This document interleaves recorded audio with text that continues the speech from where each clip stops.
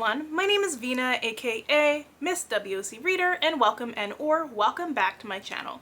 So it is almost fall, it'll be here shortly, and usually I do an unhaul every single season because I try to just be out with the old and in with the new.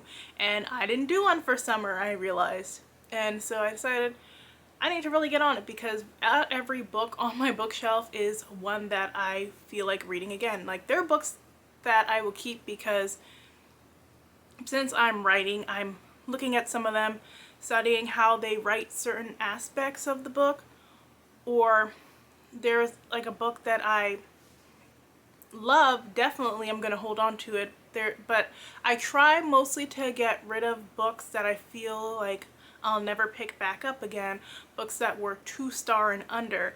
3-star I might hold on a little bit to see how my feelings might change about it, but the other ones need to go. So these have just been sitting on my shelf, so let's get into the titles. This one is A Taste of Magic by JL, and this is a middle grade fantasy. So this was an okay fantasy. I feel like so much more could have been done with the magic system and just explaining that better and how the powers worked. And the main character, she wasn't the most exciting. She wasn't the most likable. I mean, main characters don't necessarily have to be likable, but I think for the middle grade level, it's better if they are a little bit more likable. And this was book 1 in a series. There's been no announcement about book 2 yet. It probably won't come out till next year, but in the meantime, there's not too much I remember about it other than the main character was kind of a bad friend and they used like natural hair to power the wands but never explained why, and they were fighting to keep the magic school open. There's just so many different magic school middle grade stories out there, and they're kind of been hit or miss for me. I don't feel like I need to hold on to this one and read it again. The Spy and the Struggle by Aya de Leon. So I like this decent enough when it is a mystery. The main character is like an anti-black, and she learns to like be better about her, like loving her people and embracing her black heritage. And she's working undercover as a spy for, I think, the FBI or the CIA, one of them.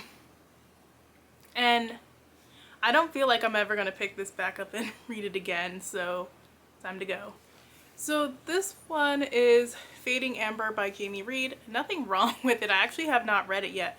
I was going to do a whole series read with my CP because I never read the whole series, but then I had bought this one and then it was coming from a third-party seller, and then after I bought it, then Amazon opened up their fulfillment for a copy instead. So I was like, okay, I'd rather buy it through Amazon just to be sure that I'm getting a new copy, just because this is an older book.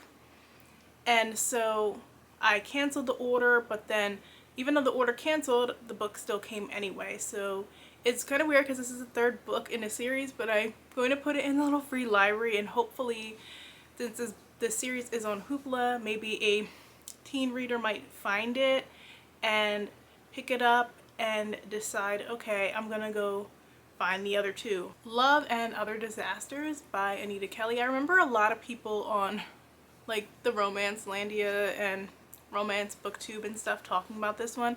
I had actually gotten it in a box of books from Forever, which I haven't gotten to any of those books, sadly, and I think that was last year. But the ones that I do plan to get to are on my shelf. It will probably get to them next year. This one I don't foresee myself picking up. Finch House by Sierra Burks.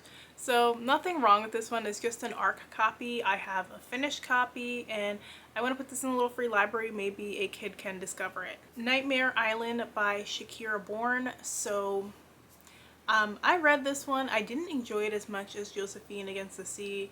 I mean, it still has good writing, and I want to send it to my cousins in Guyana.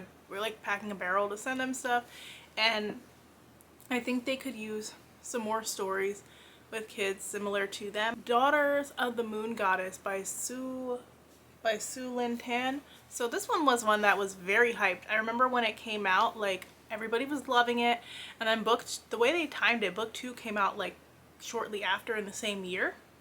So I know everybody loved that series, but I don't hear anybody really talk about the series much anymore. And then one of my friends read it, and she said like it just felt too teenish and she really didn't like it. And I had gotten this arc because the editor, like a couple months I think after the release, was like, I have a lot of extra arcs, who wants one?